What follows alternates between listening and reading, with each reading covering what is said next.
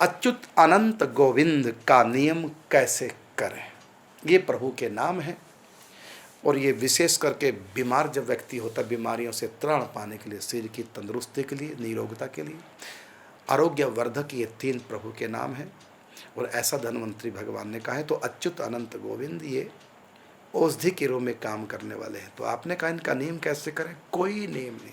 हाँ, यदि मंत्र के रूप में करो, ओम अच्युताय नमः, ओम अनंताय नमः, ओम गोविंदाय नमः, ये तीन मंत्र, इनके लिए फिर आसन पर बैठ करके पवित्रता पूर्वक चलते फिरते नहीं करना।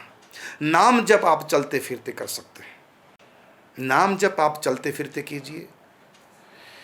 और जैसे कहा कि अभी कल परसों ही प्रश्न आया था कि सिर ढक के करें, नंगे पाँव न करें, आसन बिछा के करें, नहीं तो धरती से अर्थ होने पर शक्ति चली जाएगी। ये तब होता है जब कोई अनुष्ठान कर रहे हो, तब के लिए है कि धरती पे स्पर्श न हो, बीच में आसन बिछाइए। कोई विशेष ध्यान कर रहे हैं, योग कर रहे हैं, कोई अनुष्ठान कर रहे हैं, उसमें शिखा पे चुटिया लगा, माने गांठ लगा के, और पूरा एक नियम होता है, 3 आचमन करके पूरा शुद्धिकरण करके, और उसमें अंगन्यास करना, बहुत विधान है अनुष्ठान का, उसमें नियम है। लेकिन नाम जब चलते फिरते उठते बैठते धरती को छू रहे हैं, अपवित्र अवस्था में नंगे पाँव भले हो, धरती छुई जा रही है, कोई अर्थ उर्थ का कोई वो नहीं, आप सीधा सीधा नाम जाप कर रहे हैं।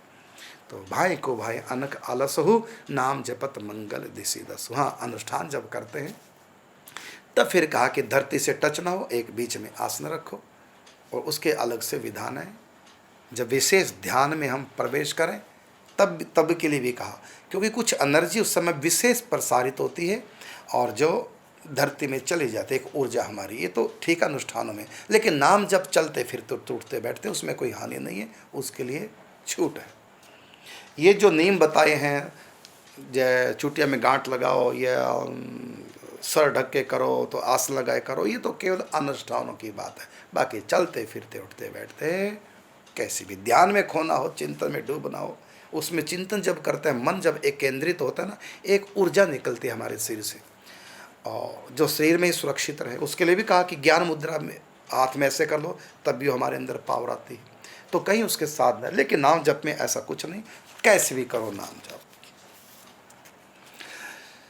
तो आपने कहा अच्युत अनंत गोविंद का नियम कैसे करें? कोई नियम नहीं है, बस 64 माला करो, कुर्सी पे बैठ के करो, चौकड़ी मार के करो, आसन पे करो, चाहे बिना आसन करो, जैसे चाहो आप करो।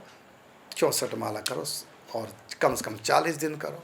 बस अच्युत अनंत गोविंद बोल के एक मन का, फिर अच्युत अनंत गोविंद, अच्युत अनंत गोविंद, अच्युत अनंत गोविंद, ऐसे लगातार करो। हाँ, बीच में बाथरूम के लिए उठ जाओ फिर, और ये आप चलते फिरते भी कर सकते हैं, लेकिन चूक हो जाएगी, क्योंकि एक प्रकार से आप सकाम भाव से कर रहे हैं। तो थोड़ा स्नान करके और कुर्सी पे बैठ जाओ। जरूरी नहीं कि चौकड़ी मार के आसन पे बैठे, रीढ़ की हड्डी सीधी, ऐसा, ये सब योग मुद्रा है, ये ध्यान की बातें हैं। बाकी नाम जप में ऐसा कुछ नहीं।